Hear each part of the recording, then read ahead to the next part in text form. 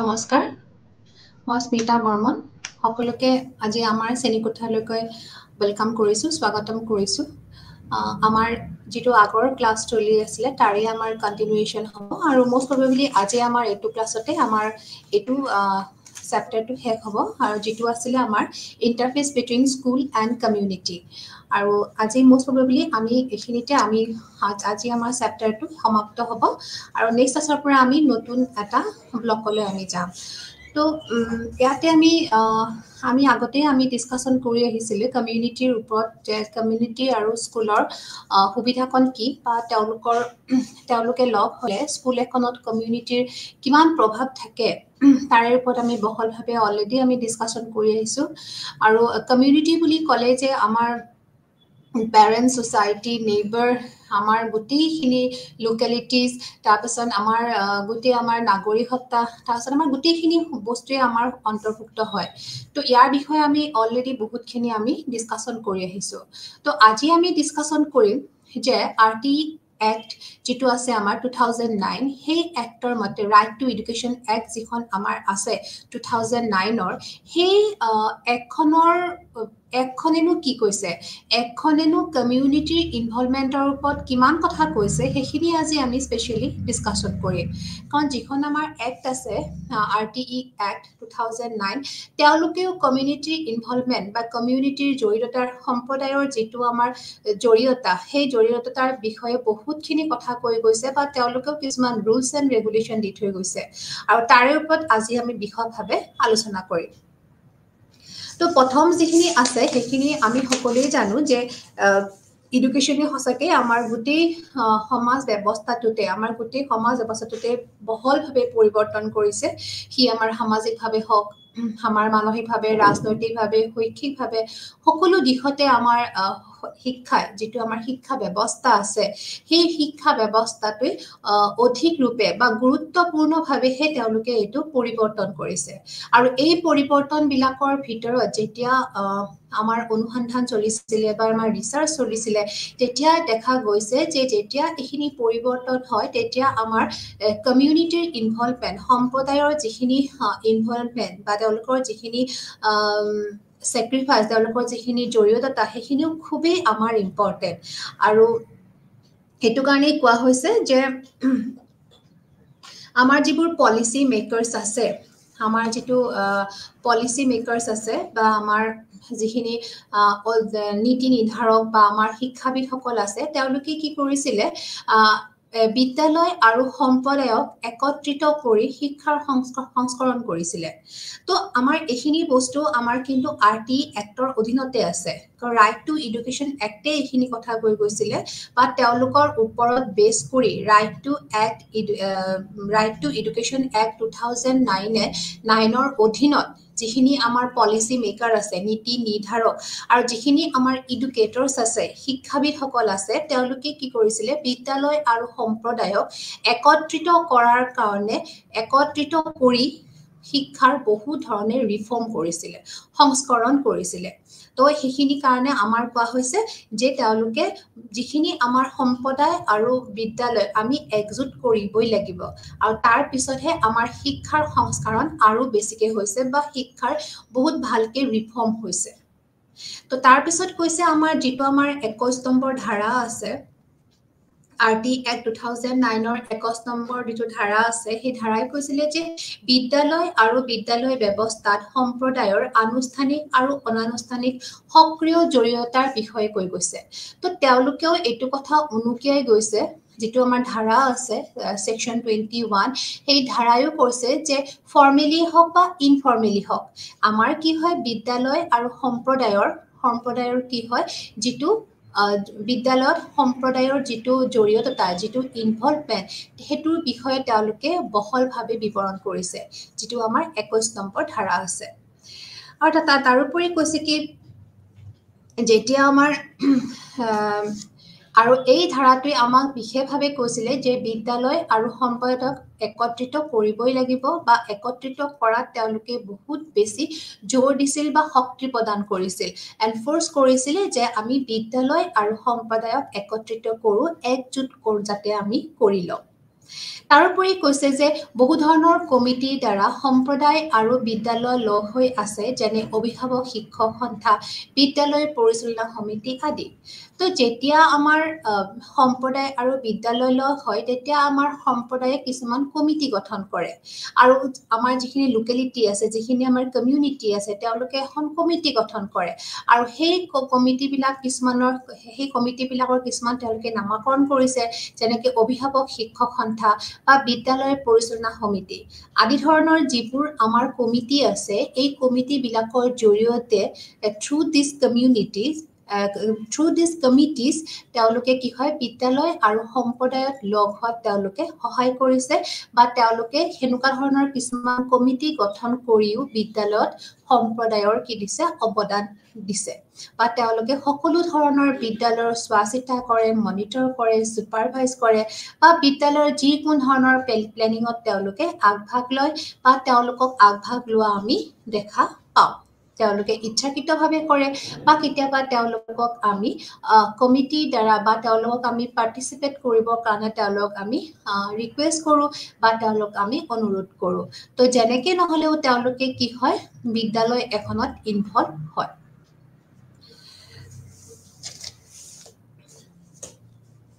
আৰু আমি জানো যে আমাৰ যিখন আমাৰ সকলোবোৰ ৰাজ্যতে এনেকুৱা ধৰণৰ কিছুমান কমিটি গঠন হৈছে যিয়ে আমাৰ শৈক্ষিক পৰিকল্পনা স্কুলীয়া শিক্ষা প্ৰক্ৰিয়া পৰিচালনা কৰে তো যিখন এনেকুৱা ধৰণৰ যিবোৰ আমাৰ কমিটি আছে যিবোৰ কমিটিত অভিভাৱক শিক্ষক তাৰপিছত আমাৰ স্থানীয় লোক তাৰপিছত বিভিন্ন ধৰণৰ যিবোৰ আমাৰ সদস্য সেই সকলোবোৰ সদস্যৰ দ্বাৰা যিবিলাক আমাৰ কমিটি গঠন হয় এনেকুৱা ধৰণৰ কমিটি অকল যে আমাৰ অসমতে আছে এনেকুৱা নহয় সকলোবোৰ ৰাজ্যতে এনেকুৱা ধৰণৰ কমিটি কিছুমান গঠন হৈছে আৰু যাৰ কাৰণে বিদ্যালয়ৰ যিখিনি উন্নতি বা বিদ্যালয়ৰ যিখিনি সমস্যা আছে সকলোবোৰ সমস্যা সমাধান কৰাত সহায় হয় বা বিদ্যালয়ৰ যিকোনো ধৰণৰ কামত তেওঁলোকে অগ্ৰাধিকাৰ লয় বা তেওঁলোকে আগভাগ লৈ কিনে বিদ্যালয়ৰ কামবোৰ সুপৰিচালনা কৰিব পাৰে তো সেইটো কাৰণে কৈছে যে সকলোবোৰ ৰাজ্যতে বিদ্যালয়ৰ যিবোৰ শৈক্ষিকভাৱে বা প্লেনিং থাকে বা স্কুলীয়া শিক্ষা প্ৰক্ৰিয়াবোৰ পৰিচালনা কৰিবৰ কাৰণে এই কমিটিবিলাকক গঠন কৰা হৈছে তো এতিয়া আমি আমাৰ নেক্সটটো হ'ব যে শিক্ষাৰ অধিকাৰ আইন 2009 আৰু সম্প্ৰদায় কৈছে যে শিক্ষাৰ আমি অলৰেডি অলপ ইন্ট্ৰডাকশ্যন এটা ক'লোৱে যে শিক্ষাৰ আৰটি যিটো আমাৰ আইন আছে যিখন আমাৰ এক্ট আছে সেই এক্টখনে আমাৰ কেনেকৈ ধৰণে সম্প্ৰদায়ক বিচাৰিছে বা সম্প্ৰদায়ৰ যিখিনি অৱদান সেইখিনি কিমান দূৰলৈ তেওঁলোকে বিচাৰিছে বা তেওঁলোকৰ প্ৰয়োজনীয়তা বোধ কৰিছে তো সেইখিনি বিষয়ে আমি অলপ আলোচনা কৰিলোঁ এতিয়া আমি আৰু অলপ বিশদভাৱে এক্টখনৰ অধীনত সম্প্ৰদায়ৰ ইনভলভমেণ্টৰ বিষয়ে আমি অলপ আলোচনা কৰিম তো ইয়াতে আমাৰ কোৱা গৈছে যে আমাৰ যেতিয়া ইংৰাজৰ ৰাজত্বকাল আছিল সেইখিনি সময়তো আমাৰ কি আছিলে শিক্ষা আছিল কিন্তু কি হৈছিলে সেই শিক্ষাখিনি সকলো শ্ৰেণীৰ কাৰণে কিন্তু কি নাছিল বাধ্যতামূলক নাছিল বা সকলো শ্ৰেণীৰ লোকে যে শিক্ষা পাব এইটো ধৰণৰ চিন্তা ভাৱনা তেতিয়াও নাছিলে তো ইংৰাজসকলৰ যেতিয়া ৰাজত্ব আছিল ব্ৰিটিছৰ ৰাজত্বৰ সময়তো এইটো আমাৰ সম্ভৱপৰ হৈ যোৱা নাছিলে কাৰণ কিছুমান শ্ৰেণী তাতে সেই শিক্ষাটো আবদ্ধ হৈ আছিল যদিও তেওঁলোকে কি হৈছিলে সেইখিনি সময়ত বহু আইন কাৰ্যকৰী হোৱাৰ পিছতো মানুহৰ বাবে বহু ধৰণৰ আইন কাৰ্যকৰী হৈছিল যদিও বাধ্যতামূলক শিক্ষাৰ পোষকতা কৰাৰ কোনো ধৰণৰ তেওঁলোকৰ অগ্ৰগতি নাছিলে কোনো ধৰণৰ তেওঁলোকৰ ছিগনিফিকেণ্ট প্ৰগ্ৰেছ নাছিল যাতে শিক্ষাটো বাধ্যতামূলক হ'বই লাগে তো সেইকাৰণে কৈছে যে বহু ধৰণৰ তেওঁলোকৰ আইন কাৰ্যকৰী হৈছিল যদিও শিক্ষাটো যে কম্পালচৰি হ'ব লাগে তাৰ কাৰণে কিন্তু কোনো ধৰণৰ ছিগনিফিকেণ্ট প্ৰগ্ৰেছ তেওঁলোকৰো নাছিলে তো সেইটো কাৰণে সেইখিনি সময়লৈকে আমাৰ কি হৈছিলে শিক্ষাটো কিছুমান জেগাতহে কিছুমান শ্ৰেণীৰ লগতহে আবদ্ধ হৈ আছিলে বা সীমাবদ্ধ হৈ আছিলে তাৰপিছত যেতিয়া আমাৰ স্বাধীন হ'ল যেতিয়া আমাৰ দেশ স্বাধীন হ'ল স্বাধীনতাৰ পিছত যিখন আমাৰ অনুচ্ছেদ 45 আছে 45 অনুচ্ছেদ 45ত সংবিধানত সন্নিৱিষ্ট কৰা হৈছে যে 14 বছৰ বয়সলৈ বিনামূলীয়া আৰু বাধ্যতামূলক শিক্ষা প্ৰণয়ন কৰিব লাগে বা তেতিয়া আমাৰ কি হ'ল শিশুবিলাকক 5ৰ পৰা 14 বছৰ বয়সলৈ যিকোনো ধৰণৰ শিশুই শিক্ষা গ্ৰহণ কৰাটো আমাৰ অনিবাৰ্য হৈ গ'ল আৰু এইখিনি হবৰ কাৰণে আমাৰ কি হৈছিলে যেতিয়া আৰু এইটোৰ কাৰণে ভাৰতে আগৰে পৰা অহৰহ চেষ্টা কৰি আছিলে যে যাতে আমাৰ প্ৰাথমিক শিক্ষাটো ইউনিভাৰ্চেলাইজ হওক মানে সাৰ্বজনীন হওক মানে ভাৰতে বহুত আগৰে পৰা এইখিনি অপূৰ্ব চেষ্টা কৰি আছিলে যে যাতে আমাৰ প্ৰাথমিক শিক্ষাটো সাৰ্বজনীন হয় মানে আমাৰ যিটো আমাৰ এলিমেণ্টাৰী এডুকেশ্যন আছে সেইটো যাতে আমাৰ ইউনিভাৰ্চেলাইজেশ্যন হয় আমি তাক কওঁ UEE ইউনিভাৰ্চেলাইজেশ্যন অফ এলিমেণ্টাৰী এডুকেশ্যন তো ভাৰতে যেতিয়া ইয়াৰ পৰা আগৰ পৰাই চেষ্টা কৰি আছিলে কিন্তু আৰু তাৰ ফলস্বৰূপে যেতিয়া আমাৰ 1968ত NEP ৰূপত এই লক্ষ্যটো কিন্তু ভাৰতৰ ৰূপায়িত হৈছিলে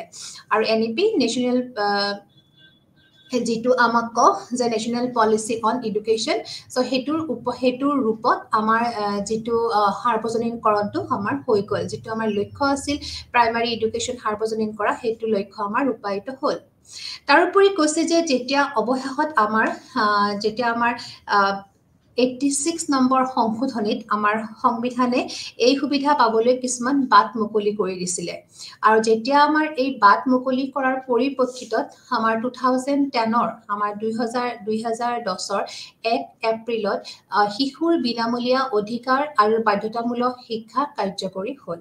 তো আল্টিমেটলি শিশুৰ যিখিনি অধিকাৰ আছিলে যে তেওঁলোকে শিক্ষা গ্ৰহণ কৰিব লাগে আপ টু 14 ইয়াৰ্ছ তেওঁলোকে বিনামূলীয়া শিক্ষাৰ যিটো অধিকাৰ আছে সেই অধিকাৰটো তেওঁলোকৰ যিটো প্ৰাপ্য তেওঁলোকে সেইটো আল্টিমেটলি 2010ৰ 1 এপ্ৰিল তাৰিখলৈকে তেওঁলোকে এইটো পালে আৰু তাৰ আগতে কৈছে যে ভাৰতে বহুখিনি চেষ্টা কৰিছিল আৰু সেই চেষ্টাৰ সংশোধনী হৈ 1 এপ্ৰিল তাৰিখে আল্টিমেটলি শিশুবিলাকে বিনামূলীয়া শিক্ষাৰ অধিকাৰ আৰু বাধ্যতামূলক শিক্ষাৰ যিটো শিক্ষাখিনি তেওঁলোকৰ কাৰণে কাৰ্যকৰী হ'ল আৰু এই গোটেইখিনি নিয়মাৱলী আৰু যিখিনি কাৰ্যকৰী নিয়মাৱলী বা কিছুখিনি নিৰ্দেশনাবোৰ আছে এই সকলোবোৰ কিন্তু আমাৰ কেন্দ্ৰীয় চৰকাৰেহে গঠন কৰিছে তো যিখিনি আমাৰ নিয়ম আছে বিনামূলীয়াৰ যিখিনি আমাৰ শিক্ষা বা বাধ্যতামূলক শিক্ষাৰ যিখিনি নিয়ম কানুন আছে সেইখিনি আমাৰ চেন্ট্ৰেল গভৰ্ণমেণ্টে তেওঁলোকে কন্ট্ৰল কৰি থাকে বা তেওঁলোকে এইখিনি গঠন কৰিছে বা তেওঁলোকে এইখিনি নিৰ্দেশনা কৰি থাকে বা তেওঁলোকে এইখিনি পৰিচালনা কৰি থাকে তো কেন্দ্ৰীয় চৰকাৰৰ অধীনতহে আমাৰ এইখিনি বস্তু আমাৰ প্ৰাপ্তি হ'ল বা আমাৰ সকলোৱে বিনামূলীয়া শিক্ষাৰ অধিকাৰটো পালে আৰু সেইটো কাৰণে কৈছে যে RT Act 2009ৰ ধাৰা 21ৰ মতে প্ৰতিখন বিদ্যালয়ত এখন বিদ্যালয় পৰিচালনা কমিটি আৰু ধাৰা 22ৰ মতে বিদ্যালয় উন্নয়ন পৰিকল্পনা এখন গঠন হয় তো যেতিয়া আমাৰ এই গোটেইখিনি এক্টৰ অধীনত যেতিয়া আমাৰ সকলোৱে গম পালে যে সম্প্ৰদায়ৰ প্ৰয়োজনীয়তাটো কিমান বা সম্প্ৰদায়ে যে এজন প্ৰথম মানুহ সম্প্ৰদায়ে যে এটা প্ৰথম ষ্টেপ যোনে সেই সমাজখনত সেই সম্প্ৰদায়খনৰ ঘৰে ঘৰে গৈ সকলোবোৰ শিশুৰ সকলোবোৰ অভিভাৱকৰ সকলো পৰিৱেশটো তেওঁলোকে চালি জাৰি চাব পাৰে বা তেওঁলোকে সকলোবোৰ সমস্যা সেই জাগাখিনিতে সমাধান কৰি শিশুবিলাকক বিদ্যালয়লৈ অহাৰ কাৰণে তেওঁলোকে কি কৰে মটিভেট কৰিব পাৰে তো এইখিনি প্ৰয়োজনীয়তা যেতিয়াই আমাৰ গম পোৱা গ'ল তেতিয়াই আমাৰ এক্টৰ অধীনত সকলোবোৰ বিদ্যালয়তে এখন বিদ্যালয় পৰিচালনা কমিটি আৰু সেইটো 21 নম্বৰ ধাৰাৰ মতে যাক আমি SMC বুলি কম স্কুল মেনেজমেণ্ট কমিটি আৰু ধাৰা 22ৰ মতে বিদ্যালয় উন্নয়ন পৰিকল্পনা যাক আমি কওঁ SDP স্কুল ডেভেলপমেণ্ট প্লেনিং তো এই দুই ধৰণৰ সিস্টেম এটা 21 নম্বৰ ধাৰাৰ অধীনত আৰু এটা 22 নম্বৰ ধাৰাৰ অধীনত সকলোবোৰ বিদ্যালয়ত এনেকুৱা ধৰণৰ এখন কমিটি আৰু এনেকুৱা ধৰণৰ এটা পৰিকল্পনা গঠন কৰা হ'ল তাৰ পিছতে এইটো আমাৰ প্ৰতিখন বিদ্যালয়ত হি হওক গভৰ্ণমেণ্ট নহলে বা গভৰ্ণমেণ্ট এইডেড নে চৰকাৰী সাহায্যপ্ৰাপ্ত স্কুল হওক নতুবা কোনো প্ৰাইভেট স্কুলে হওক সকলোবোৰ জেগাতে আৰু প্ৰাইভেট স্কুলত যিবোৰ আমাৰ ব্যক্তিগত খণ্ড আছে তাতেতো আগৰ পৰাই এনেকুৱা SMC বা SDP বোৰ আগৰ পৰাই তাতে আছে বা তেওঁলোকে সেইবোৰ ফলো আপ কৰে কাৰণ য'ত তেওঁলোকৰ সেই কমিটিখনত য'ত শিক্ষক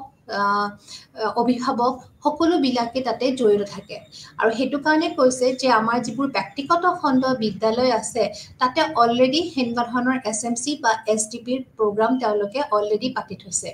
আৰু সেই প্ৰগ্ৰামবিলাক তেওঁলোকে ট্ৰাষ্ট বা কোনোবা ছ'চাইটি আণ্ডাৰত যিহেতু এই বিদ্যালয়বোৰ থাকে সেইকাৰণে সেই গোটেইখিনি বস্তু সেই ট্ৰাষ্ট বা বিদ্যালয়ৰ যিটো ছ'চাইটি আছে তেওঁলোকেহে পৰিচালনা কৰে এইটো হ'ল আমাৰ প্ৰাইভেট স্কুলৰ ক্ষেত্ৰত আৰু যিখিনি আমাৰ চৰকাৰী স্কুল বা চৰকাৰী সাহায্যপ্ৰাপ্ত স্কুল আছে সেই সকলোবোৰ স্কুলতে এতিয়া এখন SMC থকাটো বাঞ্ছনীয় তো যিকোনো স্কুলতে আমি যদি যাওঁ এতিয়া তো SMC আগতে গোটেইখিনি কাম পৰিচালনা কৰে তেওঁলোকৰ আগতহে আমি গোটেইখিনি সমস্যা আমি ক'ব লাগে বা তেওঁলোকে সেই সমস্যাখিনি সমাধান কৰাত আমাক বহুত পৰিমাণে সহায় কৰে আৰু এনেকুৱা ধৰণৰ কমিটিবোৰ থকাৰ কাৰণে আমাৰ বিদ্যালয়বিলাকৰ যিবোৰ অধ্যক্ষ আছে বা বিদ্যালয়খনৰ ভিতৰ চৰাত বা বাহিৰ চৰাত যিকোনো ধৰণৰ সমস্যাৰ লগত মোকাবিলা কৰিবৰ কাৰণে আমাৰ অধ্যক্ষ মহোদয় হওক বা আমাৰ বিদ্যালয়ৰ যিবোৰ আমাৰ শিক্ষয়িত্ৰী আছে শিক্ষয়িত্ৰী আছে বা ছাত্ৰ ছাত্ৰী আছে তেওঁলোকে বিনা দ্বিধাই তেওঁলোকৰ অধিকাৰবোৰ প্ৰাপ্ত হৈছে কাৰণ SMC এটা হ'ল একদম ষ্ট্ৰং পজিশ্যন হৈ বহি আছে আজিকালি যিকোনো ধৰণৰ স্কুলতে হয় সেয়া চৰকাৰী স্কুল নহ'লে বা সেয়া চৰকাৰী সাহায্যপ্ৰাপ্ত স্কুল বা নহ'লে আমাৰ প্ৰাইভেট স্কুল সো গোটেইখিনি জাগাতে আমাৰ SMCয়ে কি কৰিছে খুব ধুনীয়াকৈ খোপনি পাতি আছে আৰু তাৰ যিখিনি আৰু এই SMCৰ যিখিনি সঁচাকেই তেওঁলোকৰ যিখিনি কাৰ্য দক্ষতা বা তেওঁলোকৰ যিখিনি ইনভলভমেণ্ট সেইখিনি এখন বিদ্যালয় বহু ওপৰলৈ আগবঢ়াই লৈ গৈছে তো সেইকাৰণে কৈছে RT 2009 এক্টৰ 21 নম্বৰ ধাৰাৰ মতে সকলো বিদ্যালয়তে আমি এখন পৰিচালনা কমিটি বিদ্যালয় পৰিচালনা কমিটি এখন গঠন কৰা হৈছে তো এতিয়া আমি কওঁ যে সেই কমিটিখনত কোন থাকিব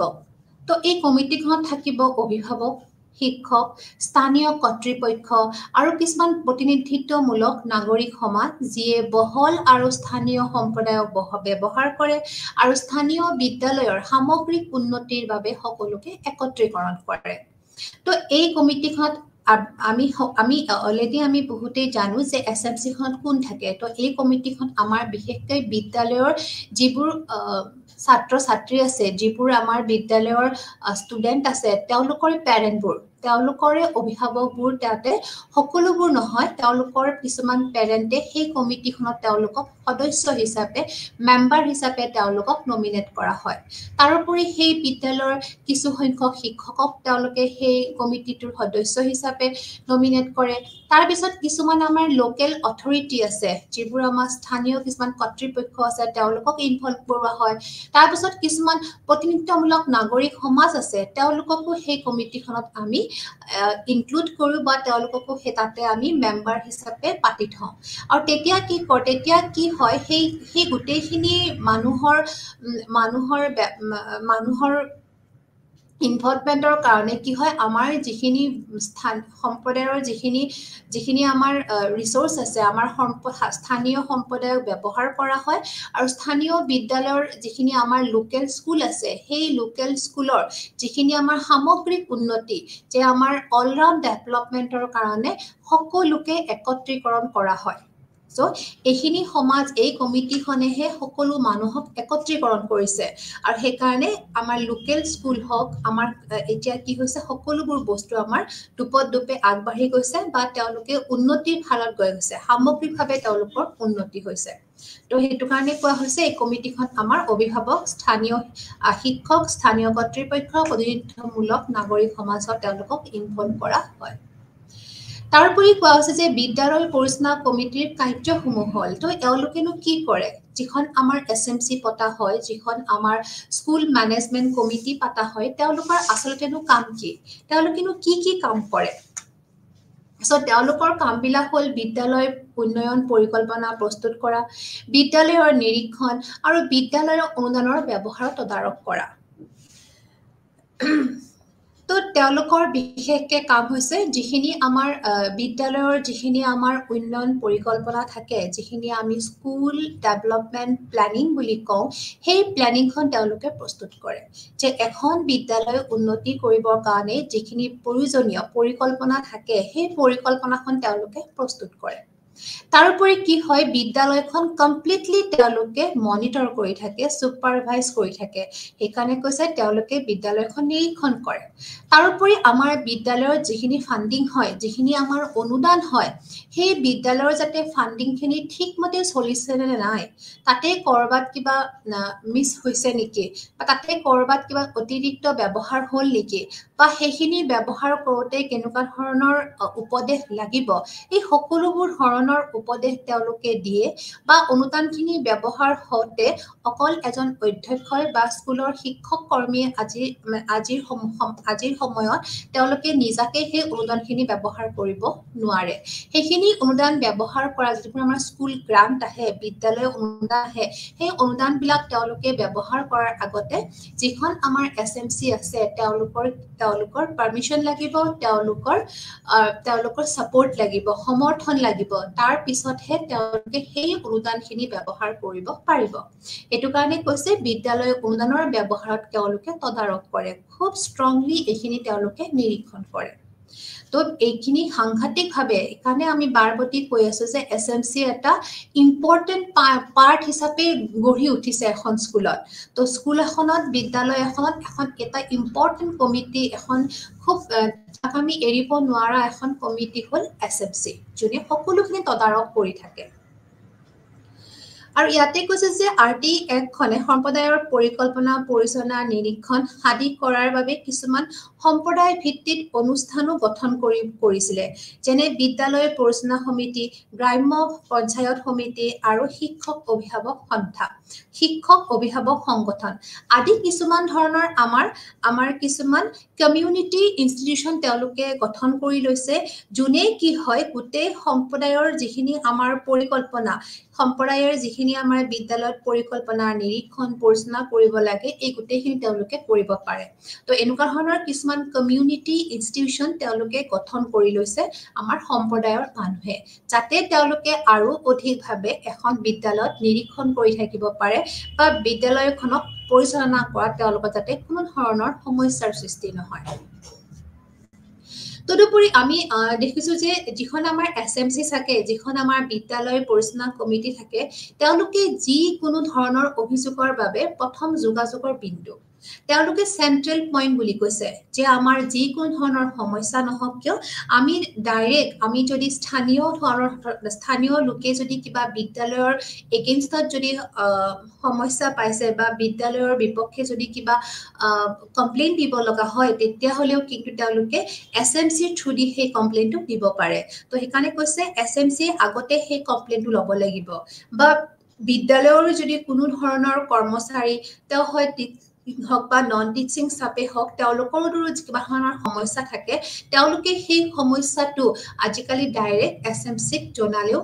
সমস্যাটোৰ সমাধান কৰাত তেওঁলোকে সহায় পায় কাৰণ কেতিয়াবা কিছুমানে অধ্যক্ষক ডাইৰেক্টলি বা তেওঁ সেইখন বিদ্যালয়ৰ যিখন আমাৰ প্ৰধান শিক্ষক আছে তেওঁ ডাইৰেক্টলি যোগাযোগ কৰিবলৈ কেতিয়াবা অসন্তুষ্ট হয় বা কেতিয়াবা কিছুমান কাৰণত তেওঁলোকে যাবলৈ মনো নকৰে তো হেনেকুৱা সময়ত তেওঁলোকৰ সকলো ধৰণৰ সমস্যা গাত পাতি লৈ আমাৰ এছএমচি সদস্যসকলে বা এছএমচি খন তাৰে কি হয় ৰেসপন্সিবল পাৰসন হৈ পৰে বা তেওঁৱে তাৰে সেই সমস্যাখিনি সমাধান কৰাৰ কাৰণে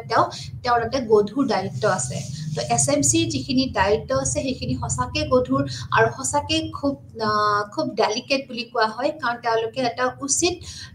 উচিত তেওঁলোকে এটা ডিসিশন সিদ্ধান্তলৈ ৰূপায়িত হ'ব লাগে যিকোনো প্ৰবলেমৰ সমস্যা তেওঁলোকে যেতিয়া সমাধান কৰে তো খুব ডেলিকেটলি খুব মাইনুটলি তেওঁলোকে চাব লাগিব যে কেনেকুৱা ধৰণৰ সমাধান তেওঁলোকে দিব পাৰে তো এইটো কাৰণে কৈছে যিকোনো অভিযোগৰ বাবে প্ৰথম যোগাযোগৰ কেন্দ্ৰবিন্দু হৈ পৰে আমাৰ বিদ্যালয় পৰিচালনা কমিটিখন তাৰোপৰি কৈছে যে এই কমিটিখনৰ এটা ইউনিকনেছ আছে এটা স্বকীয়তা আছে এইটোৱে হ'ল যে ই সকলো ৰাজ্যকে আইনীভাৱে বান্ধি ৰাখিছে SMC যিখিনি আমাৰ নিয়ম আছে যিখিনি কাম আছে সেইখিনি সকলোকে আইনীভাৱে বান্ধি ৰাখিছে কাৰণ সকলো জাগাতে তেওঁলোকৰ যিখিনি ৰুলছ এণ্ড ৰেগুলেশ্যন আছে সেইখিনি একদম সেম বা তেওঁলোকে সবে সেইখিনি বস্তু তেওঁলোকে মানিব লাগিব বা তেওঁলোকে সেইখিনিৰ ওপৰত খুব তেওঁলোকে সেইখিনি অবে কৰিব লাগিব তাৰোপৰি কৈছে যিবোৰ বিধান আছে সেইবোৰ সকলোৰে বাবে প্ৰযোজ্য এটো কাৰণে কৈছে এই কমিটিখনৰ যিটো স্বকীয়তা যিটো ইউনিকনেছ এইটোৱে যে তেওঁলোকে সকলো ৰাজ্যকে আইনীভাৱে বান্ধি ৰাখিছে আৰু যিবোৰ বিধান দিছে সেই বিধানবোৰ সকলোৰে বাবে কিন্তু একে সকলোৰে বাবে প্ৰযোজ্য ইয়াতে কোনো ধৰণৰ পাৰ্সেলিটি কোনো ধৰণৰ সেলফিশনেস কোনো ধৰণৰ সাবজেক্টিভ ইয়াতে ইউজ নহয় সকলোৰে বাবে এইখিনি বস্তু প্ৰযোজ্য তো এইখিনি হ'ল যে আৰটি এক্টে তো এসএমসিৰ কাৰণে যিখিনি আমাৰ নিয়মাৱলী দিছে যিখিনি নিৰ্দেশনা দিছে সেইখিনিৰ ওপৰত বা কিয় আহিব লগা হৈছে বা তেওঁলোকক কি কামৰ বাবে তেওঁলোকক ৰূপায়িত কৰিছে সেই কমিটিখন ইমপ্লিমেন্ট কৰিছে সেইখিনি আমি অলপমান আলোচনা কৰিলো এতিয়া আমি ডাইৰেক্ট আমি আলোচনা কৰিম যে বিদ্যালয় পৰিচালনা কমিটিৰ মৌলিক গঠন যে এওঁলোকৰ বেসিক ষ্ট্ৰাকচাৰটো কেনেকুৱা যে আমাৰ যিখন এসএমসি আছে এই এসএমসি খনৰ বেসিক ষ্ট্ৰাকচাৰটো মৌলিক গঠনটো কেনেকুৱা হেতু আমি অলপমান আলোচনা কৰিম সো ইয়াতে আমি আৰু আগতেও কৈ আহিছো যে এটা গুৰুত্বপূৰ্ণ উপাদান বুলি কৈছো তো আৰটি এক্ট 2009 ৰ মতে তো বিদ্যালয়ৰ পৰিচালনা কমিটি হল এখন গুৰুত্বপূৰ্ণ উপাদান আৰু এই একখনৰ লক্ষ্য বাস্তৱিত কৰাত গুৰুত্বপূৰ্ণ ভূমিকা গ্ৰহণ কৰে তো এই একখনৰ যিবোৰ লক্ষ্য আছে সেই লক্ষ্যবোৰ আমাৰ বিদ্যালয় পৰিচালনা কমিটিহে ৰূপায়িত কৰাত গুৰুত্বপূৰ্ণ ভূমিকা গ্ৰহণ কৰে তো আৰটি এক্টৰ যিবোৰ লক্ষ্য সেই লক্ষ্যবোৰ ফুলফিল কৰাৰ দায়িত্ব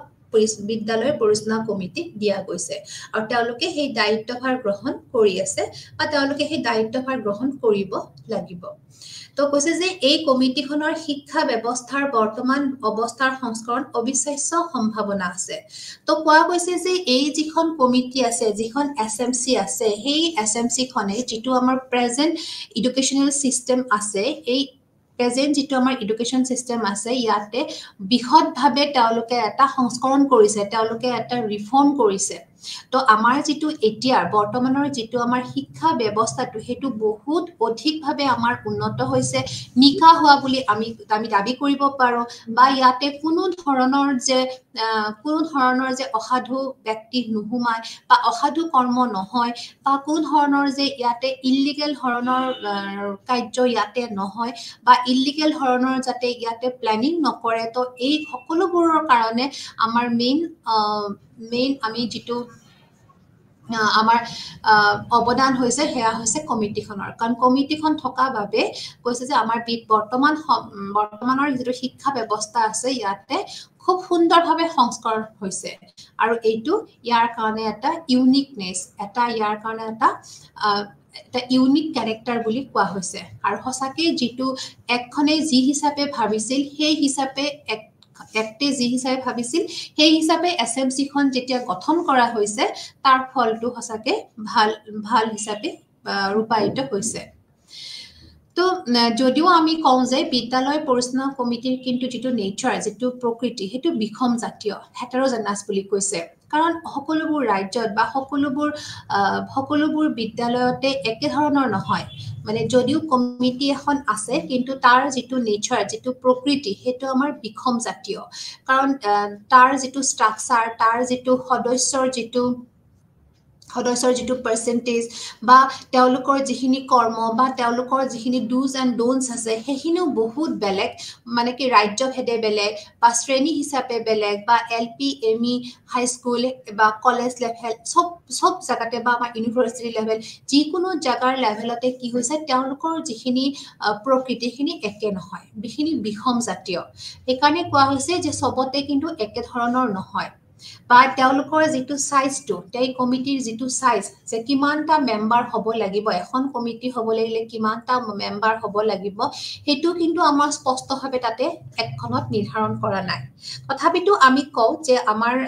এটা ধৰণৰ ডাটা আছে যে ৰাজস্থানে তেওঁলোকৰ 15 জনলৈ তেওঁলোকে মেম্বাৰ ৰাখে এছএমসি টোত আৰু আমাৰ যেটো মহাৰাষ্ট্ৰ আছে মহাৰাষ্ট্ৰৰ 12 ৰ পৰা 16 জন সদস্যলৈ তেওঁলোকে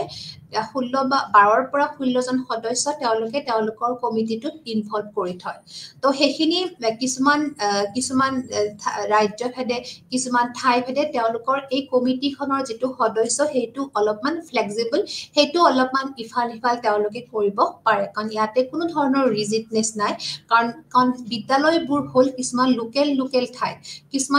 কিছুমান স্থানীয় সম্প্ৰদায়ত আছে যিবোৰ সম্প্ৰদায়ৰ সংখ্যাই কম বা কিছুমান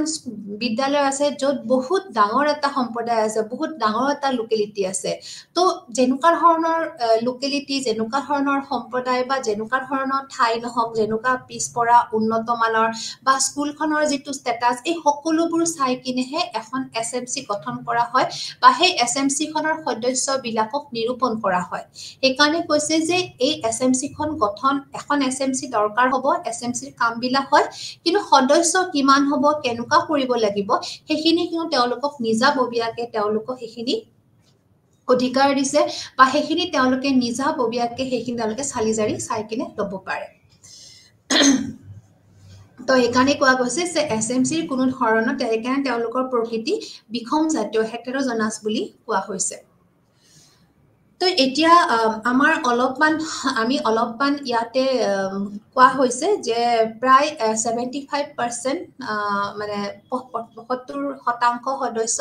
এই বিদ্যালয়ত পঢ়ি থকা ছাত্ৰবিলাকৰ অভিভাৱক হ'ব লাগিব তাৰ মানে যেখন বিদ্যালয়ত পঢ়ি থকা যিবোৰ ল'ৰা ছোৱালী আছে তেওঁলোকৰ পেৰেন্টছ বিলাকক এই কমিটিখনৰ সদস্য কৰি লৈছে তো যদি কমিটিখনৰ যিকোনো কমিটিখনৰ কি তাৰমানে 15% সদস্য বিদ্যালয়ৰ পঢ়ি থকা ছাত্ৰবিলাকৰ অভিভাৱক হ'ব লাগিব তো তেতিয়াহে সেই অভিভাৱক বিলাকে গম পাব যে এখন স্কুল এখন বিদ্যালয় কেনেকৈ পৰিচালনা হৈ আছে বা এখন বিদ্যালয় পৰিচালনা হওঁতে তেওঁলোকে নিশ্চয় তেওঁলোকৰ ৰেসপন্সিবিলিটি আছে কাৰণ তেওঁলোকৰ যেহেতু শিশু তেওঁলোকৰ যেহেতু ল'ৰা সন্তান বা কন্যা সন্তানে সেই বিদ্যালয়খন পঢ়ি আছে তো তেওঁলোকৰ দায়িত্ব নিশ্চয় গধুৰ তো তেওঁলোকৰ জানিবৰো মন আছে যে বিদ্যালয়খন কি হৈ আছে বা তেওঁলোকে বিদ্যালয়খন উন্নতিৰ দিশত আগবঢ়াবৰ কাৰণে এনেও তেওঁলোকে গুৰুত্ব দিব কাৰণ যেহেতু সেই বিদ্যালয়খনৰ প্ৰায় তেওঁলোকৰ সন্তানবোৰ পাছ কৰি কিনে বা পঢ়ি কিনে এজন নাগৰিক হ'ব লাগিব তো তেওঁলোকে নিশ্চয় বিচাৰিব যে সেই বিদ্যালয়খন আৰু উন্নতিৰ দিশত আগবাঢ়ক যাতে কোনো ধৰণৰ কেওস বা কোনো ধৰণৰ সমস্যাৰ যাতে জৰ্জৰিত নহয় তো কিবা যদি সুবিধা লাগে তেওঁলোকে আনুষ্ঠানিকভাৱে হওক অনানুষ্ঠানিকভাৱে হওক তেওঁলোকে যাতে সুবিধাখন তেওঁলোকে সহায় দিব পাৰে তো এনেকুৱা ধৰণৰ কিছুমান কথা মনত ৰাখিয়ে কোৱা হৈছে যে 75% তো বেছি শতাংশ আমাৰ কাক দিয়া গৈছে অভিভাৱকসকলক আৰু কোনবোৰ অভিভাৱক যিবোৰ অভিভাৱকৰ সন্তানবোৰ এতিয়াও সেই বিদ্যালয়খনত পঢ়ি আছে তো 4 ভাগে হ'ল কি আমাৰ বিদ্যালয়ত পঢ়ি থকা শিশুৰ অভিভাৱকসকল সেই কমিটিখনৰ সদস্য তাৰোপৰি 25% সেই বিদ্যালয়ৰ বিষয় শিক্ষক বা স্থানীয় কৰ্তৃপক্ষ অন্য গণ্যমান্য ব্যক্তি হ'ব পাৰে তো 75% পেৰেন্ট আৰু 25% সেই বিদ্যালয়ৰ হ'ব পাৰে নহলে বা তেওঁ কোনবা বিষয় শিক্ষক কোনবা স্থানীয় কৰ্তৃপক্ষ বা অন্য গণ্যমান্য ব্যক্তি তেওঁলোক হ'ব পাৰে তাৰোপৰি কৈছে যে এই গোটেই কমিটিখনৰ কিন্তু 50% মহিলা হ'ব লাগিব যদি সেই গোটেই কমিটিখনত যদি 10টা সদস্যৰ সিট আছে তাৰে 5টা সদস্য কিন্তু মহিলা হ'ব লাগিব সেই মহিলাৰ হয় তেওঁলোক অভিভাৱকৰ ফালৰ পৰা আহিব লাগিব নহলে তেওঁলোকে স্কুলৰ বিদ্যালয়ৰ ফালৰ পৰা আহিব লাগিব তো মুঠতে আধা সেই গোটেই কমিটিটোৰ আধা মহিলা হোৱাটো বাঞ্ছনীয় বা বাধ্যতামূলক বুলি কোৱা হৈছে তাৰোপৰি কোৱা হৈছে যে দুৰ্বল অংশৰ প্ৰতিনিধিত্ব সমানুপাতিক হ'ব লাগে কৈছে যে যিবোৰ আমাৰ উইকাৰ সেকশন আছে তেওঁলোকৰো যাতে ৰিপ্ৰেজেন্টেটিভ তাতে থাকে হেতু যাতে এটা ৰেশিও মিলাই কানা থাকে হেতু তেওঁলোকে লক্ষ্য ৰাখিব লাগিব কাৰণ অকল ভাল ঘৰৰবোৰ নহয় উইকাৰ সেকশনৰ পৰা হা অভিভাৱক বা যিকোনো ধৰণৰ প্ৰতিনিধি তেওঁলোকক সেই বিদ্যালয়খনক এনৰোল কৰিব লাগিব বা ইনভলভ কৰাব লাগিব বা সদস্য হিচাপে তেওঁলোকক দিয়া হ'ব বা সদস্য হিচাপে তেওঁলোকক ইনভলভ কৰা হয় তাৰোপৰি কৈছে যে যেতিয়া আমাৰ এছএমসিখন 2 মাহৰ মূৰে মূৰে পাতিব দিয়াটো বাঞ্ছনীয় কাৰণ কৈছে যে হ'ব লাগে যে আমাৰ যিখন এছএমসি আছে যে বিদ্যালয় পৰিচালনা কমিটি যিখন আছে এই কমিটিখন যিখন আমাৰ মিটিং হয় যিখিনি আমি সাক্ষাৎকাৰ বুলি কওঁ কাৰণ গোটেই কমিটিখনৰ 10 জন 12 জন বা 15 জন যিমানেই সদস্য নহওক সেই সকলোবোৰ সদস্যই 2 মাহৰ মূৰে মূৰে যাতে এখন মিটিং পাতে আৰু সেই মিটিংখন মুখ্য তেওঁলোকে সকলো ধৰণৰ 2 মাহৰ যিখিনি উইক পইণ্ট যিখিনি ষ্ট্ৰং পইণ্ট যিখিনি ডেভেলপমেন্টাল কাম আছে সকলোখিনি বিষয়তে তেওঁলোকে আলোচনা কৰিব পাৰে এটো কাৰণে কৈছে এই সভাবোৰ এই দুখন সভাৰ মাজত ব্যৱধান মাত্ৰ 2 মাহ হ'ব লাগে তাৰ মানে বছৰত 6খন আমি সভা পাতিবই লাগে তো তেতিয়াহে কি কৈছে স্কুলৰ আৰু অধিক উন্নতি আৰু অধিক সজাগ হৈ উঠিব সকলো ৰাইজ সকলো সম্প্ৰদায় যেতিয়া এই মিটিংখনৰ পৰা যেতিয়া এই সভাখনৰ পৰা অভিভাৱকসকল বা স্থানীয় ব্যক্তিসকল নিজৰ সম্প্ৰদায়লৈ ঘূৰি যাব তেতিয়া তেওঁলোকে এই সকলোবোৰ বাতৰি এই সকলোবোৰ নিউজ তেওঁলোকে গোটেই সম্প্ৰদায়ক বিলাই দিব যে স্কুলখনত কি সমস্যা হৈছে সেইখিনিও তেওঁলোকে সম্প্ৰদায়লৈ উভতি গৈ নিশ্চয় আলোচনা কৰিব নহলে বা বিদ্যালয়ত যদি আৰু কিবা ভাল খবৰ আছে বা আৰু কিবা উন্নয়ন কৰিব পৰা ডেভেলপ কৰিব পৰা স্কোপ আছে সেইখিনিও তেওঁলোকে সেই মেম্বাৰবোৰে সম্প্ৰদায়ত ঘূৰি আহি তেওঁলোকে সেইখিনি বিশদভাৱে আলোচনা কৰিব তো হেতু কাৰণে কোৱা হৈছে যে কমপ্লিট সম্প্ৰদায়ক যেতিয়া আমি এখন বিদ্যালয়ত ইনভলভ কৰিব লাগে এটো কাৰণে সম্প্ৰদায়ৰ পৰা কিছুমান লোক আমি সেই কমিটিখনত সোমাই দিব লাগে বা তেওঁলোক সদস্য হিচাপে আমি পৰিগণিত কৰিব লাগে তেতিয়া যিমান কি আমাৰ সমস্যা আছে সেইখিনি আমাৰ খুব কম সময়তে সেইখিনি সমাধান হৈ যাব আৰু উচিতভাৱে প্ৰপাৰলি সেইখিনি আমাৰ সমাধান হ'ব তাৰোপৰি কৈছে যে সভাৰ কাৰ্য বিৱৰণীসমূহ সঠিকভাৱে ৰেকৰ্ড কৰিব লাগে তো আমাৰ এটা কথা বাৰকে কোৱা হয় যে যিখন মিটিঙৰ যিখিনি আমাৰ মাইনিউটছ আছে যিখিনি আমাৰ ডিসিশন লোৱা হ'ল বা যিখিনি বিষয়ৰ ওপৰত আমাৰ ডিসকাশন কৰা হ'ল এই গোটেইখিনি যাতে আমাৰ প্ৰপাৰলি ৰেকৰ্ড হয় তাৰ কাৰণেও আমি অলপমান গুৰুত্ব দিব লাগে বা আমি চোৱাচিতা কৰিব লাগে যে সভাৰ যিখিনি মিটিঙৰ যিখিনি মাইনিউটছ আছে সেইখিনি যাতে আমাৰ প্ৰপাৰলি ৰেকৰ্ড হয় যাতে সেইখিনি বস্তু আকৌ তাৰ পিছত চালিজাৰি চাই আমি আৰু বেছি উন্নতি কৰিব পাৰো সেইকাৰণে কৈছে যে মাইনিউটছ বিলাক খুব সঠিকভাৱে ৰেকৰ্ড কৰিব লাগে তো এখিনি আমাৰ হল যে এখন এছএমসি কেনেকে গঠন হম কিমানটো মেম্বাৰ থাকিব লাগিব কাৰ কিমান ধৰণৰ পাৰ্সেন্টেজ থাকিব লাগিব তো এখিনি আলোচনা আমাৰ হল এছএমসি এখনৰ গঠন তাৰ পিছত কৈছে যে এই এছএমসি খনৰ যিবোৰ মুখ্য কাৰ্য আছে অতিৰিক্ত মুখ্য কাৰ্য তো আমি নৰমেল কাৰ্যবোৰটো আমি আলোচনা কৰিছো তেওঁলোকৰ ফাংচন বিলাক ইয়াতে কৈছে অতিৰিক্ত তেওঁলোকৰ আৰু কিনুকা ধৰণৰ তেওঁলোকে বিদ্যালয় বিলাক উন্নতি কৰাত কি কাৰ্য কৰিব পাৰিব তাৰ বিষয়ে আলোচনা কৰা হৈছে তো ইয়াতে আমি আগতেই কৈছিলো যে আৰটি এক্ট 2009 ৰ 21 নম্বৰ ধাৰাৰ মতে হৈছে আমাৰ বিদ্যালয় পৰিচালনা কমিটি গঠন হৈছে আৰু 22 নম্বৰ ধাৰাৰ মতে আমাৰ বিদ্যালয় উন্নয়ন পৰিকল্পনা এখন গঠন হৈছে তো ইয়াতে আমাৰ কোৱা কৈছে যে আমাৰ এছএমসি যেটো মেইন ফাংচন ইম্পৰ্টেন্ট ফাংচনটো এটোৱে হ'ল যাতে তেওঁলোকে বিদ্যালয় উন্নয়ন পৰিকল্পনাখন গঠন কৰে আৰু তেওঁলোকে এনে গঠন কৰিব নোৱাৰে যেটো আমাৰ আৰটি এক্ট 2009 ৰ 22 নম্বৰ ধাৰা আছে সেই ধাৰাৰ মতেহে তেওঁলোকে এখন বিদ্যালয় উন্নয়ন পৰিকল্পনা গঠন কৰিব লাগে তো এটো হ'ল তেওঁলোকৰ এটা মুখ্য কাৰ্য যাতে তেওঁলোকে বিদ্যালয়ৰ যেটো ডেভেলপমেন্ট আছে তাৰ কাৰণে এটা সুন্দৰ পৰিকল্পনা কৰে তো সেই পৰিকল্পনাটো কৰাটোৱে হ'ল তেওঁলোকৰ কি ফাংচন বা মেইন ফাংচন তাৰপৰে কৈছে যে বিদ্যালয়ৰ যেটো উন্নয়ন আছে সেই উন্নয়নত তেওঁলোকে চকু দিয়া আৰু অংশগ্ৰহণ কৰা তো বিদ্যালয়ৰ যিখিনি ডেভেলপমেন্টাল কাম আছে বিদ্যালয়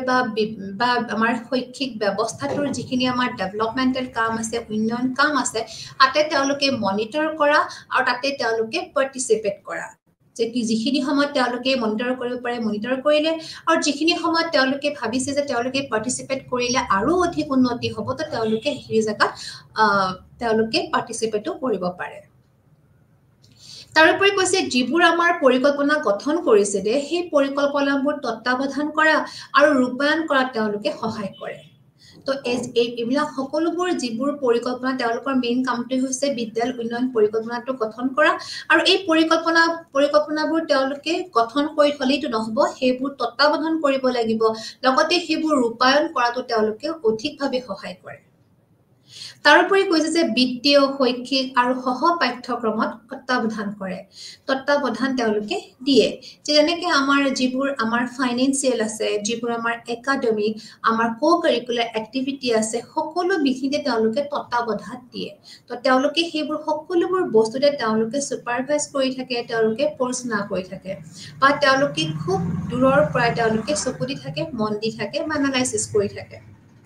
তো কৈছে যে সামাজিক নিৰীক্ষণৰ জৰিয়তে ব্যৱস্থাটোত জবাবদিহিতা আৰু স্বচ্ছতা নিশ্চিত কৰা কৈছে যে তেওঁলোকে যিখিনি আমাৰ তেওঁলোকে কৈছে কি social যিখিনি আমাৰ অডিট আছে যিখিনি আমাৰ সামাজিক নিৰীক্ষণ আছে social অডিটৰ দ্বাৰা তেওঁলোকে কি হলে গোটেই ব্যৱস্থাটোৰ কাৰণে তেওঁলোকে জবাবদিহিতা তেওঁলোকে একাউন্টেবল হয় তেওঁলোকে তাৰে ৰেসপন্সিবল পাৰসন হয় যি কোন ধৰণৰ প্ৰশ্ন তেওঁলোকক সুধিলে তেওঁলোকে আনসাৰ দিব পৰা হ'ব লাগিব কাৰণ সমাজে যেতিয়া তেওঁলোকক সুধিব বিদ্যালয়ৰ উন্নতিৰ বিষয়ে বিদ্যালয়ৰ সমস্যাৰ বিষয়ে তো তেওঁলোকে সেই বিদ্যালয়ৰ সকলোখিনি বস্তুৰ প্ৰতি তেওঁলোক কিন্তু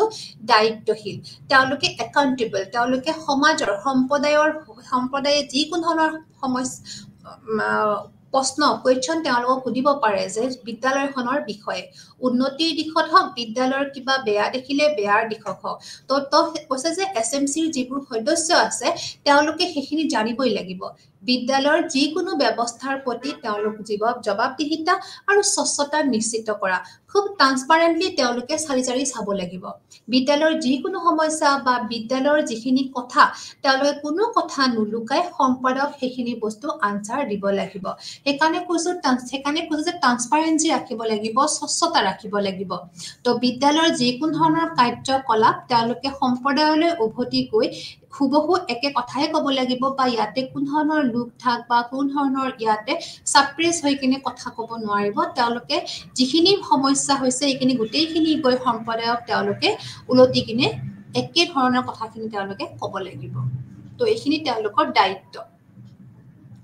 তাৰছত কিছুমান গ্ৰামসভা তেওঁলোকে পাতে আৰু এই গ্ৰামসভাৰ জৰিয়তে তেওঁলোকে যিখিনি ধন আহে সেই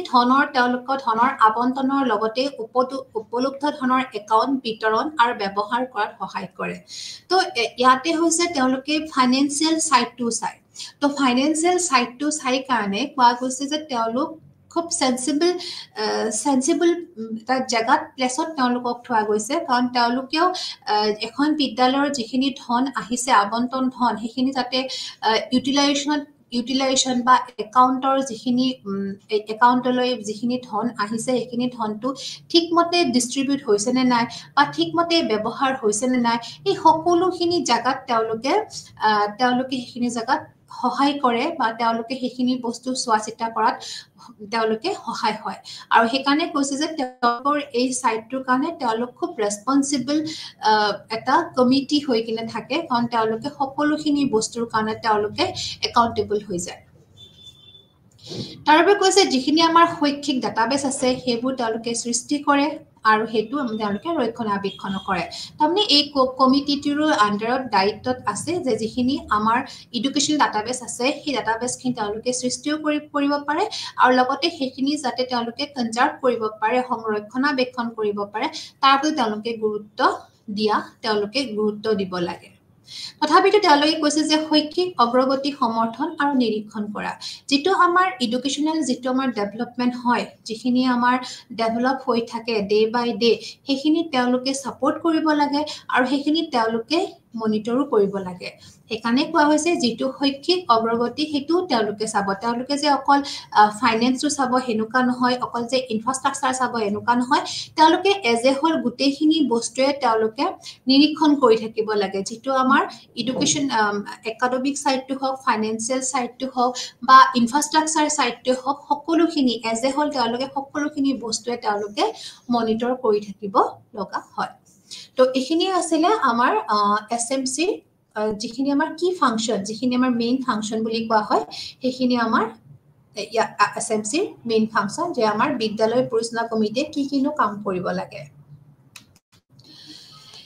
তাৰ পিছত আহিলে আমাৰ বিদ্যালয় উন্নয়ন পৰিকল্পনা যাক আমি কম স্কুল ডেভেলপমেন্ট প্ল্যান যাক আমি কোৱা হয় এসডিপি তো আমি অলৰেডি গম পালো যে আৰটি 2009 এক্টৰ 22 নম্বৰ ধাৰাৰ অধীনত এই প্ল্যানটো কৰা হৈছে আৰু এই প্ল্যানটো বনাব এসএমসি তো এসএমসি এসডিপি খন গঠন কৰে আৰু এই এসডিপি খনৰ মেইন কাম কি এই যিখন প্ল্যান কৰিলে এই প্ল্যানখনৰ কাম কি এই প্ল্যানখনৰ মেইন কামটো হল তেওঁলোকে বিদ্যালয়ৰ পৰিমাণে যিখন পৰিকল্পনা আছে যেটো প্ল্যান আছে এই প্ল্যানটোৰ মেইন কামটো হল এই প্ল্যানখনে বিদ্যালয়ৰ যেটো শক্তি বিদ্যালয়ৰ যিবোৰ ভাল শক্তি বা বিদ্যালয়ৰ যিবোৰ দুৰ্বলতাবোৰ যিবোৰ আমাৰ উইক পইণ্ট আছে তাৰমানে বিদ্যালয়ৰ ষ্ট্ৰেংথ আৰু উইক পইণ্ট দুইটাই বস্তু তেওঁলোকে আইডেন্টিফাই কৰিব লাগে চিনাক্ত কৰে আৰু সেইবোৰ পৰ্যালোচনা কৰে তো ইয়াৰ মেইন কামটো হল বিদ্যালয়ৰ ষ্ট্ৰং পইণ্ট আৰু উইক পইণ্টবোৰ আইডেন্টিফাই কৰা চিনাক্ত কৰা আৰু সেইবোৰ একেলগে পৰ্যালোচনা কৰা তাৰোপৰি কৈছে যে প্ৰতি বছৰে আমাৰ শ্ৰেণীভিত্তিক নামভৰ্তিৰ অনুমান কৰা তেওঁলোকে যিখিনি আমাৰ এভৰি ইয়াৰ যিখিনি আমাৰ এনৰোলমেন্ট হয় সেইখিনিও তেওঁলোকে তদাৰক কৰে তেওঁলোকে অনুমান কৰি থাকিব লাগে যে এই বছৰত ভাল এই বছৰত প্ল্যানটো থাকে যে এই বছৰ আমাৰ ভাল হল বা অহাব যোৱা বছৰতকে এই বছৰৰ আমাৰ নামভৰ্তিটো বেছি তো তাৰ কাৰণে আমাৰ কেনেকুৱা ধৰণৰ প্ল্যানিং হ'ব বা এই বছৰ নামভৰ্তি কম তো কি ধৰণৰ সমস্যাৰ কাৰণে এইবাৰ নামভৰ্তি কম আছে তো এনেকুৱা ধৰণৰ কামবিলাকৰ কাৰণে তেওঁলোকে সেই প্ল্যানটো গঠন কৰা হয় যাতে গুটেখিনি অনুমান কৰিব পাৰে তাৰোপৰি অতিৰিক্ত শিক্ষকৰ ব্যৱস্থা কৰবাত যদি ৰিকোয়াৰ্ড আছে যে যিখিনি এনৰোলমেন্ট হল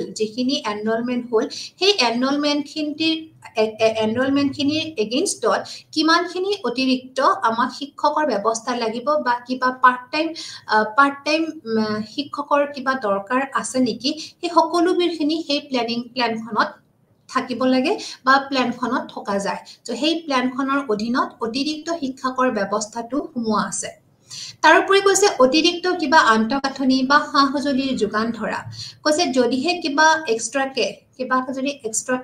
ইনফ্ৰাষ্ট্ৰাকচাৰ লাগে বা কিছুবা যদি ইনস্ট্ৰুমেন্ট লাগে সেই আৰু যোগান তেওঁলোকে সেই যোগান ধৰি প্ল্যানখনত লিখা যায় তাৰোপৰি কৈছে অতিৰিক্ত আৰ্থিক প্ৰয়োজনীয়তা কেতিয়াবা যদি এক্সট্ৰাকে অতিৰিক্ত যদি কেতিয়াবা যদি ফাইনান্সিয়েল ৰিকোয়াৰমেন্ট থাকে সেইখিনিও সেই প্ল্যানৰ অধীনত কৰা হয় বা সেই ফাইনান্স যিখিনি এক্সট্ৰাকে দিয়া হয় সেইখিনি আকৌ কেনেকে মেনেজ হ'ব সেই সকলোবোৰ বস্তু প্ল্যানখনত সন্নিবিষ্ট কৰা হৈ যায় তাৰোপৰি কৈছে শিক্ষক আৰু ছাত্ৰক অতিৰিক্ত সমৰ্থন আৰু প্ৰশিক্ষণ দিয়া যিখিনি আমাৰ টিচাৰ্স থাকে বা যিখিনি আমাৰ ষ্টুডেন্ট থাকে তেওঁলোকক অতিৰিক্তভাৱে আকৌ এক্সট্ৰাকে কিছুমান আমি সাপোৰ্ট আৰু তেওঁলোকক যদি প্ৰশিক্ষণৰ দৰকাৰ হয় সেই প্ৰশিক্ষণৰো তেওঁলোকে এটা প্ল্যানিং কৰে যে কোন সময়ত শিক্ষকক প্ৰশিক্ষণ দিয়া হ'ব বা কোন ছাত্ৰক অতিৰিক্তভাৱে প্ৰশিক্ষণ দিয়া হ'ব সেইখিনিও সেই প্ল্যানিংখনত তেওঁলোকে সন্নিবিষ্ট কৰি দিয়ে বা দৰকাৰ হিচাপে সেই প্ল্যানখনত ইনপুট কৰা হৈ যায় তাৰোপৰি কৈছে যে এই পৰিকল্পনাত বিদ্যালয় পৰিচালনা কমিটিৰ অধ্যক্ষ আৰু উপ-অধ্যক্ষৰ সহি লাগে তো যেতিয়া এই প্ল্যানখন কৰা হয় যে কিমান নামভৰ্তি হৈছে তেওঁলোকে চাই যে ইয়াতে কিবা অতিৰিক্ত ব্যৱস্থা লাগে নেকি হয় শিক্ষক হয় ট্ৰেইনিং বা কিবা সা-সঁজুলিৰ অতিৰিক্ত দৰকাৰ হয় নেকি বা আৰ্থিক যদি কিবা অতিৰিক্ত দৰকাৰ হয় তেতিয়া তেওঁলোকে যেতিয়া সেই অতিৰিক্ত দৰকাৰবোৰ যেতিয়া তেওঁলোকে সেই প্ল্যানখনত ইনপুট কৰে বা সেই প্ল্যানৰ অধীনলৈ গুচি যায় তেতিয়া সেই প্ল্যানিং প্লেনখন তেওঁলোকে কি কৰিব লাগিব এছএমচিৰ যিজন অধ্যক্ষ আছে বা যিজন উপ অধ্যক্ষ আছে তেওঁলোকৰ সহি লাগিব তো তেওঁলোকৰ সহি নহলে কিন্তু সেই প্লেনখন সেই পৰিকল্পনাখনৰ কোনো ধৰণৰ ভ্যালু নাথাকিব বা মূল্য নাথাকিব তো যেতিয়া অধ্যক্ষ বা উপাধ্যক্ষৰ যেতিয়া সহি হৈ যায় তেতিয়াহলে সেই প্লেনখন সেই পৰিকল্পনাখন খুব সুন্দৰভাৱে আৰু আগুৱাই নিয়া হয় তারপর বিত্তীয় বর্ষ শেষ হওয়ার আগতে উপযুক্ত কর্তৃপক্ষর আগত জমা দিব লাগে তো যেতিয়া সেই গোটেই প্ল্যানিংখন হৈ গল তো আমার যেতিয়া ইয়ার এন্ডিং থাকে বিত্তীয় বর্ষর যেতিয়া সমাপ্তি ঘটে তার ঠিক আগে আগে আমার যেটো উপযুক্ত যেটো আমার কর্তৃপক্ষ থাকে অথরিটি থাকে তেওঁৰ আগত সেইখন জমা দিব লাগে তো যেতিয়া জমা দিয়া হয় তেতিয়া তেওঁলোক গোটেইখিনি চালি জাৰি চায় যে কবাত এনৰলমেন্ট কমিল নেকি কবাত ফাইনেন্সটো বেছি হল নেকি বা কৰবাত এই বছৰৰ তুলনাত অহা বছৰ আৰু অধিক ট্ৰেনিংৰ প্ৰয়োজন হয় নেকি বা আৰু অধিক কিবা ইনস্ট্ৰুমেন্টৰ যোগাৰ দৰকাৰ হয় নেকি তো এজ এ হোল যিখিনি এখন বিদ্যালয়ৰ ষ্ট্ৰং পইণ্ট উইক পইণ্ট এই গোটেইখিনি এই প্ল্যানিঙত লিখা থাকে আৰু সেই হিচাপে নেক্সট ইয়াৰৰ পৰিকল্পনা তেওঁলোকে ল'ব পাৰে তো এই গোটেইখিনি কামৰ কাৰণে এছএমসি ইনভলভ হৈ থাকে কাৰণ এছএমসিৰ আগৰ মিটিঙত এই গোটেইখিনি বস্তুৰ ডিসকাশন হয় আলোচনা হয় তাৰ পিছত তেওঁলোকৰ পৰা উপদেশ বা তেওঁলোকৰ পৰা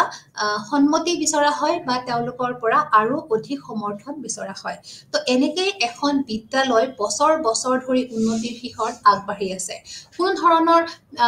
বস্তুৰ প্ৰয়োজন হলে যুগুত কৰা হয় বা কিবা বস্তু যদি অতিৰিক্ত আছে সেই অতিৰিক্ত বস্তুখিনি কেনে ধৰণে ডিসপোজ কৰিব পাৰি বা কেনে ধৰণে ইউজ কৰিব পাৰি সেই সকলোবোৰ সৰু সৰু এপত বস্তুৰ যিখিনি পৰিচালনা সেই গোটেইখিনি আমাৰ এছএমচিৰ সহায়ত এখন বিদ্যালয়ে সুন্দৰভাৱে এখন বিদ্যালয় পৰিচালনা কৰি আছে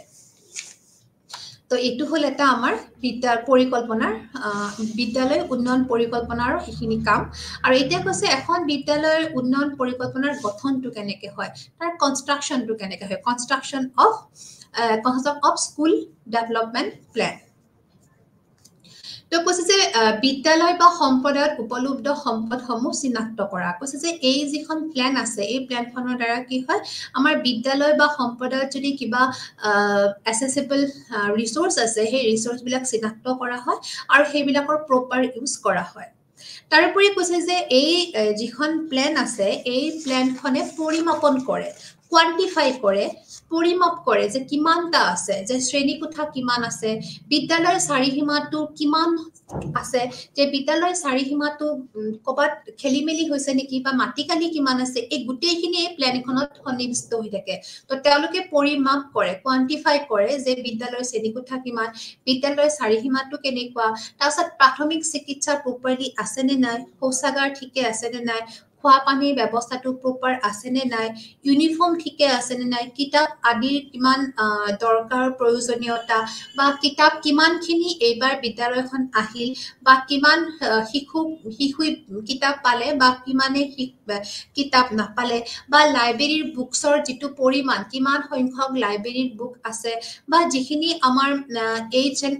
এপ্লায়েন্সেছ থাকে বিদ্যালয় এখনত হয় সেইটো পৰীক্ষাগাৰ হ'ব পাৰে নহলে বা আমাৰ যিবোৰ আমাৰ টিচিং লাৰ্নিং মেটেৰিয়েল সেইবিলাকৰ কিমান পৰিমাণ আছে বা সেইবোৰৰ ব্যৱস্থাবোৰ ঠিকে আছে নে নাই পিছৰ ফালে ব্যৱহাৰ কৰিব পাৰে নে নাই তাৰপিছত গাৰ্ডেনখন কেনেকুৱা কিচেন গাৰ্ডেনখনত কিমান ধৰণৰ খাদ্য পাচলি আছে কিমান ধৰণৰ ফুল ফল-মূল আছে বা ইউজ কিমান হৈছে বা আনইউজ কিমান হৈ আছে তাৰোপৰি আমাৰ যিখিনি আমাৰ টিচিং লাৰ্নিং মেটেৰিয়েলবোৰ প্ৰপাৰলি আছে নাই কিমান সংখ্যক ডেমেজ হৈছে বা কিমান সংখ্যক আকৌ ভালে আছে যে নেক্সট বছৰৰ কাৰণে আমি আকৌ সেইখিনিৰে চলি যাব নে আকৌ আমি অলপমান কিনিব লাগিব তো এজ এ হোল যিখিনি আমাৰ পৰিমাণ কোৱান্টিটিফাইড আমাৰ কোনে কৰে এই পৰিকল্পনাখন থাকে বা এই প্ল্যানখন থাকে তো এই প্ল্যানখন চালে এখন বিদ্যালয়ৰ গোটেইখিনি বস্তু গম পোৱা যায় তাৰ কম পৰিমাণটো গম পোৱা যায় আৰু বেছি সংখ্যকটো গম পোৱা যায় আৰু উচিত সংখ্যকটো যাতে গম পোৱা যায় তো এজ এ হোল এই প্ল্যানখনে সকলোখিনি বস্তু পৰিমাপীকৰণ কৰে তাৰোপৰি কোৱা আছে শিক্ষক আৰু ছাত্ৰ উন্নতিৰ লগত জড়িত প্ৰশিক্ষণৰ ধাৰণা পোৱা যে এই প্লেনখনৰ থ্ৰু দিয়ে গম পোৱা যায় যে শিক্ষক বা ছাত্ৰক কিবা এক্সট্ৰা ট্ৰেইনিং লাগিব নেকি তো তেওঁলোকৰ ডেভেলপমেণ্টটো এই প্লেনিংখন থাকে তেওঁলোকৰ ৰিজাল্ট হিচাপে প্লেনিংখনত থাকে তেওঁলোকৰ কিবা ধৰণৰ উইকনেছবোৰ থাকে যাতে কিবা তেওঁলোকক প্ৰশিক্ষণ লাগে নেকি তাৰ এটা উমান পোৱা যায় ধাৰণা পোৱা যায় কাৰণ সেই প্লেনিংখন চালি চালে এনালাইসিস কৰিলে সকলোখিনি দেখা যায় যে কিবা যদি ৰিজাল্ট বেয়া হৈছে কিবা যদি এটা যদি সমস্যা আহিছে সেই সমস্যাটোৰ কাৰণবোৰ উলিয়াই কিনে তেওঁলোকে হয় প্ৰশিক্ষণ দিব লগাৰ যেটো উমান হেতু পায় হয় প্ৰশিক্ষণ দিব লাগে নহলবা কিবা ধৰণৰ ব্যৱস্থা যদি লাগে সেই সকলোবোৰ তেওঁলোকে গম পায় তাৰোপৰি কৈছে যে কেতিয়াও নামভৰ্তি নোহোৱা ড্ৰপ আউট শিশুৰ বাবে সম্প্ৰদায়ৰ সংগঠনক সম্বোধন কৰা কৈছে নামভৰ্তি যদি কেতিয়াও নহয় বা কিছুমান ড্ৰপ আউট শিশুবিলাক যদি ড্ৰপ আউট শিশুবিলাকৰ কাৰণে আমি সম্প্ৰদায়ৰ যেটো আমাৰ সংগঠন আছে সেই সংগঠনটোক আমি কি কৰো সম্বোধন কৰা বুলি কৈছে যে তেওঁলোকক এড্ৰেছ কৰিব দিছে তাতে তেওঁলোকে সকলোখিনি বস্তু তেওঁলোকে সমস্যাটো সমাধান কৰি দিয়ে কাৰণ এখন ক্লিনিকতে গম পোৱা যাব যে নামভৰ্তি কিছুমান শিশু নামভৰ্তি নকৰে বা বহুত শিশু নামভৰ্তি কৰাৰ পিছত তেওঁলোকে ড্ৰপ আউট হৈ গুচি গ'ল তো হেনুকাবোৰ সমস্যাৰ কাৰণে লগালগ তেওঁলোকে সেই প্লেনিংখন গম পাব যে কিমান সংখ্যক ড্ৰপ আউট হৈ গৈছে আৰু হেতুৰ কাৰণে তেওঁলোকে ডাইৰেক্টলি তেওঁলোকে সম্প্ৰদায়ৰ যেটো সংগঠন আছে তেওঁলোকে তালৈকে গৈ কিনে তেওঁলোকক এড্ৰেছ কৰিব তেওঁলোক ক'ব যে এনেকুৱা ধৰণৰ সমস্যাৰ কাৰণে আপোনালোকে কেনেকুৱা ধৰণৰ সমাধান কৰে তেওঁলোকক কৰিবলৈ আহ্বান জনাব তাৰোপৰি কৈছে যে বিদ্যালয় উন্নয়ন পৰিকল্পনাক নিৰীক্ষণ আৰু পৰিচালনা চূড়ান্ত কৰা কৈছে যে যেটো আমাৰ যিখিনি পৰিকল্পনা থাকিব সেইখিনিক কিন্তু তেওঁলোকে ফাইনালাইজ কৰিব যিখিনি নিৰীক্ষণ বা যিখিনি প্ল্যানিং আছে সেই প্ল্যানিংখিনি তেওঁলোকে আলটিমেটলি তেওঁলোকে এই প্ল্যানিংখনৰ থ্ৰু দি ফাইনালাইজ হ'ব কাৰণ এই প্ল্যানখনত যিখিনি সিদ্ধান্ত যিখিনি পৰ্যালোচনা লিখা হ'ব সেইখিনি চূড়ান্ত সিদ্ধান্ত আৰু সেই প্ল্যানখনৰ থ্ৰু দিয়ে নেক্সট কামবিলাক আগুৱাই গৈ থাকিব তাছত কৈছে পৰিকল্পনা ৰূপায়ণত অগ্ৰাধিকাৰ দিয়া কৈছে যেতিয়া এই পৰিকল্পনাখন গঠন কৰা হয় তেতিয়া সেই প্ল্যানিংখনত ৰূপায়ণ কৰাত অধিকভাৱে প্ৰায়োৰিটি দিয়া হয় অগ্ৰাধিকাৰ দিয়া হয় যাতে প্ল্যানিংখন খুব সুচাৰুৰূপে পৰিচালনা হৈ যায় আৰু পৰিকল্পনাখন ৰূপায়ণ হোৱাৰ ফলতহে উন্নতিৰ দিশত আগবাঢ়া যায় তো এজে হল লেখা গল যে এসএমসি যেটো আমাৰ বিদ্যালয় পৰিচালনা কমিটি এই গোটেইখিনি কাম কৰিব লাগে তো এসএমসি এৱেৰ হয় এসএমসি সজাগ হ'ব লাগে তেওঁলোকে অধিকভাৱে জানিব লাগে যে বিদ্যালয়ৰ এই বিদ্যালয় এখনত যেতিয়া তেওঁলোক সদস্য হিচাপে কমিটিটোৰ সদস্য হিচাপে তেওঁলোকক পাতি দিয়া হয় তেওঁলোকে গোটেই তেওঁলোকৰ যিখিনি দায়িত্ব আছে সেই দায়িত্বখিনি বা তেওঁলোকৰ ৰোলছখিনি তেওঁলোকে জানিব লাগে তেওঁলোক সজাগ হ'ব লাগে কিন্তু আমাৰ ইয়াতে প্ৰায় দেখা হৈছে তেওঁলোকে বহুত দূৰতে থাকে তেওঁলোকে হয় সেইখন কমিটিৰ সদস্য হয় কিন্তু তেওঁলোক বহুত দূৰলৈকে তেওঁলোক এৱেৰ নহয় সজাগ নহয় তাৰ ফলত কি হয় তেওঁলোকে বহু কথা নাজানে বা বহু কথাৰ তেওঁলোকে সিদ্ধান্ত দিব নোৱাৰে বা তেওঁলোক বহুত সময়ত অপৰাগ হৈ থাকে তেওঁলোক একদম কেপেবল নহয় যে কিবা এটা ভাল ডিসিশন দিয়া যায় তো হেতু কাৰণে আমাৰ ইয়াতে বাৰবাৰ কৰা হৈছে যে এসএমসিৰ যিখিনি মেম্বাৰ আছে যিখিনি সদস্য আছে তেওঁলোকক যাতে খুব সুন্দৰভাৱে তেওঁলোকক কি কৰিব দিছে তেওঁলোকক অলপমান সঠিকভাৱে তেওঁলোকক ডাইৰেক্ট কৰিব দিছে তেওঁলোক অলপমান সঠিকভাৱে তেওঁলোকক ডিৰেকশন দিব দিছে বা তেওঁলোক অলপমান ট্ৰেইনিং দিব দিছে বা তেওঁলোকক যিখিনি প্ৰভিজন আছে সেই এক্টৰ অধীনত যিখিনি প্ৰভিজন আছে সেই সুবিধা আছে সেই সুবিধাখিনি তেওঁলোকক ভালকে বুজাব দিছে আৰু তেতিয়াহে কি হ'ব তেওঁলোকৰ যিটো দায়িত্ব তেওঁলোকৰ যিখিনি কাৰ্য সেইখিনি যাতে তেওঁলোকৰ সফলভাৱে ৰূপায়িত হ'ব নহলে কি হ'ব এসএমসি খন পতাৰ কোনো মূল্য নাথাকিব বা এসএমসি খন মূল্যহীন হৈ পৰিব এখানে কৈছে কি আমাৰ বিদ্যালয়ৰ লগতে যিখিনি আমাৰ